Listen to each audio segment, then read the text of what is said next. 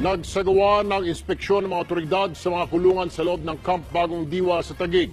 Nakumpiska ang ilang drug paraphernalia, ice pick, kutsilyo at sangkap sa paggawa ng pillbox. Nakuha naman sa isang dayuhang inmate ang sulat na may pangalan ni Senator Laila de Lima. Humingi raw siya ng tulong sa Noy Justice Secretary dahil hindi siya dinadalaw ng mga kinatawa ng German Embassy. May nakuha ring booklet na posible raw naglalaman ng transaksyon ng ilang Chinese inmates. Niimbestigahan na raw ng Bureau of Jail Management and Penology kung may sabwatan ng mga inmate at jail personnel. With the limited number of personnel doing the searching in the searching area, kahit papaano meron nakakapuslit at nakakapuslit. In any jail in Metro Manila, in the entire Philippines, including the Bureau of Corrections, meron pa rin talagang nakakapuslit. There is no contraband proof jail. Kahit pa paano may mga nakakapuslit dyan.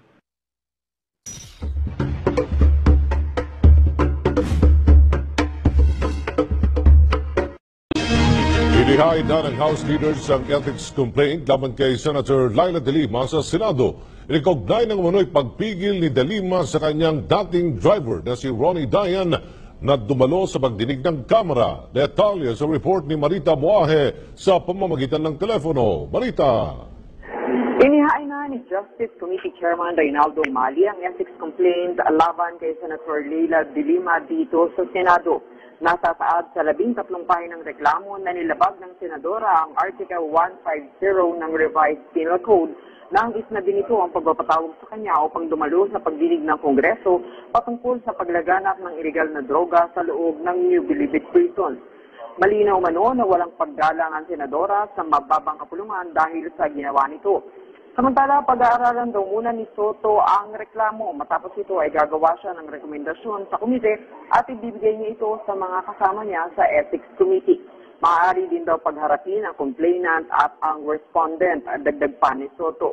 Ayon pa dito, hindi na issue dito ang jurisdiction dahil naganap umano ito sa panahong senador na si De Lima. Matatandang hindi natuloy ang pagdinig sana noong isang linggo ng Ethics Committee sa mga reklamo laban kay De Lima dahil ayon kay Senator Soto, aantayin na nila ang reklamong ihahain ng Kongreso upang maisabay na ito. Samantala, tumanggi naman si Senator Risa Ontiveros na magbigay ng komento tungkol dito hanggang sa hindi pa daw niya umano nababasa ang nasabing complaint. Ayon naman kay Senator Pancilo Lacson, depende sa ebidensya, depende sa investigasyon na gagawin ng Ethics Committee kung anong penalty ang maaaring maipataw sa Senadora. Patungkol naman sa pag-alis ni De Lima kamakailan sa bansa, sinabi ni Lacson na wala naman itong whole departure order, wala pang nakasampang kaso at wala ring arrest warrant kung kaya't wala siyang nakikitang mali tungkol dito. Nagbigay lamang ito ng isang advice kay De Lima na huwag niya sanang gagayahin ang ginawa ni Lacson nung nagtago ito sa ibang bansa. Mula dito sa Senado para sa PTV News, Marita Muahe.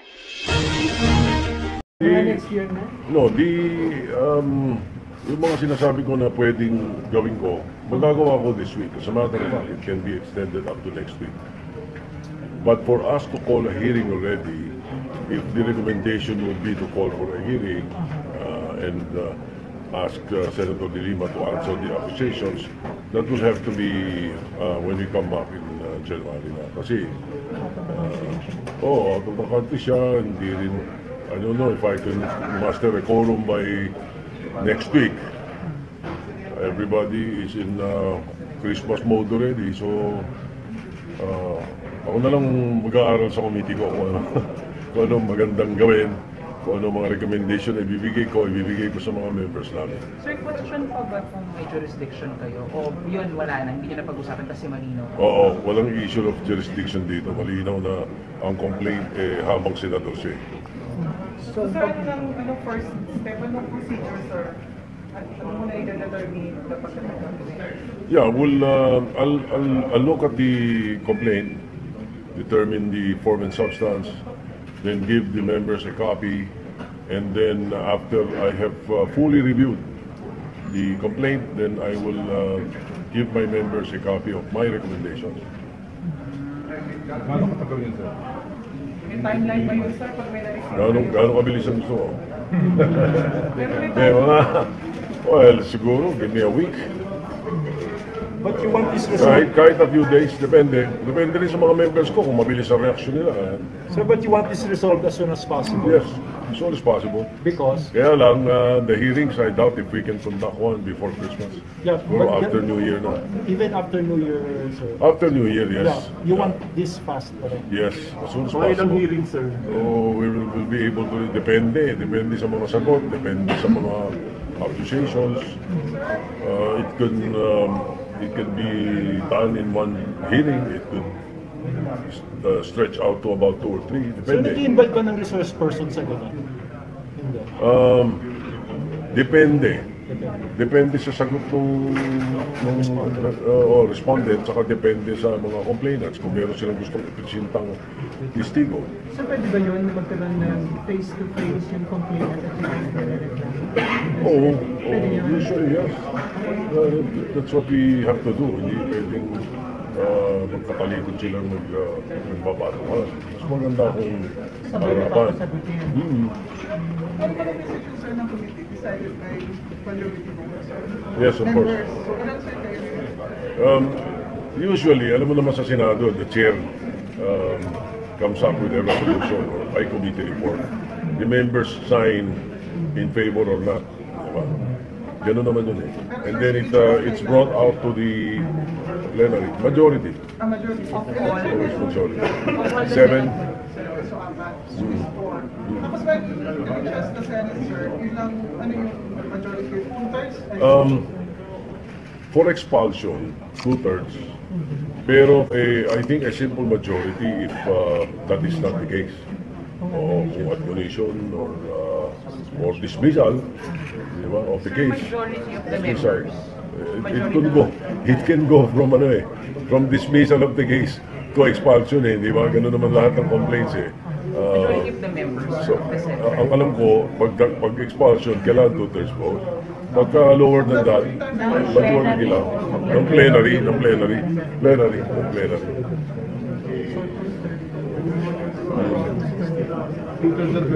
Yeah, 16. Always 16.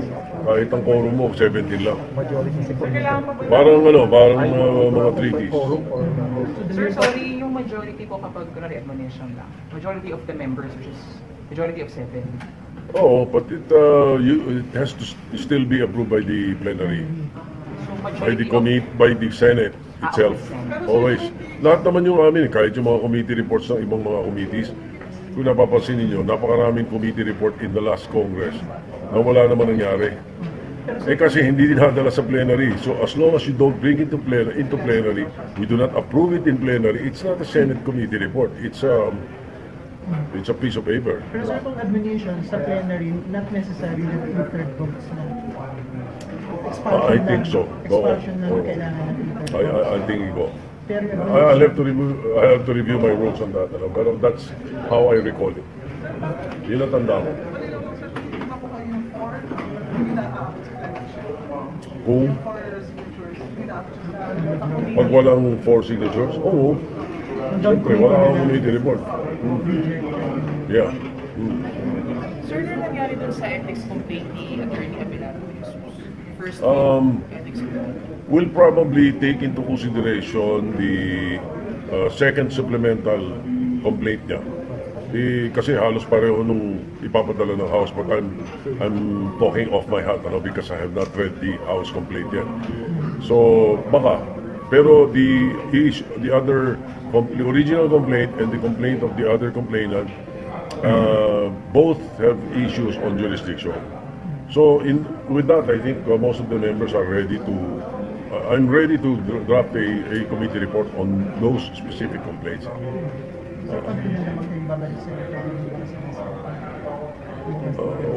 Hindi. Mahirap kaya si Ping tsaka si Greg, ha? Hindi.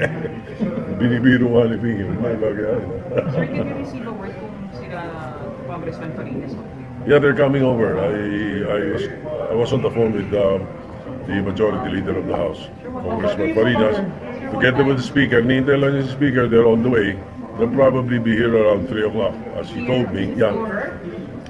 Here, I will probably receive them in the second floor office of the Majority Leader because I wanted sana the Senate President to see them, but the Senate President is out. He has a meeting in Malacanang. So anyway, it really will fall into the hands of the Committee on Ethics. So sa akin na nila talaga ibibigay. Baka doon na sa second floor. Para katabi lang sa ano.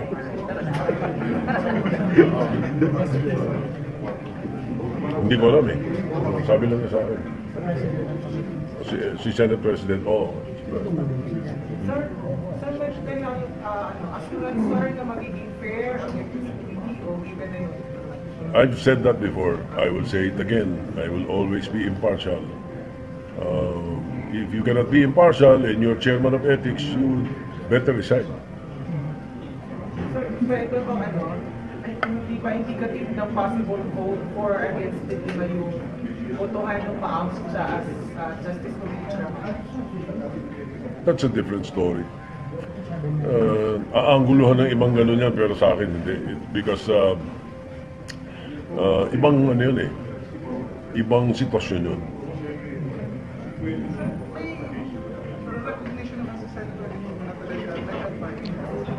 Sabi ka paano? Meron siya. Oo.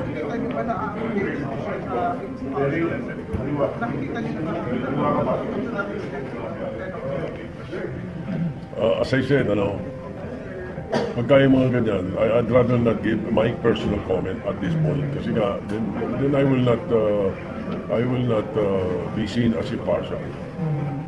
Sir, when you say na, clarify ko lang, yung pwedeng face-to-face yung respondent and yung complainant, meaning naharap din sila sa House Speaker dito. The complainant, let's say in this case, it is the Speaker or Majority Leader Fariñas, then we will invite them.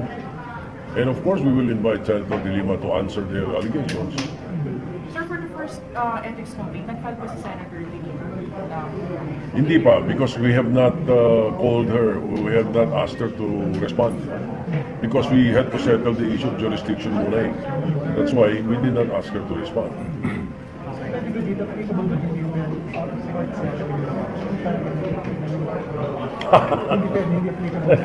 Magandang tanong yun ah. Pag-usapan nila.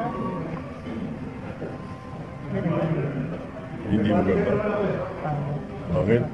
Oras na may dinala kang issue sa committee, lalo na sa ethics, as a matter of fact, even sa rules, may dinala kang issue ron, sinetel ng hindi sa committee, hindi magandang tignan. Mas magandang isettle na kita ng publiko, kita ng mga ibang senador.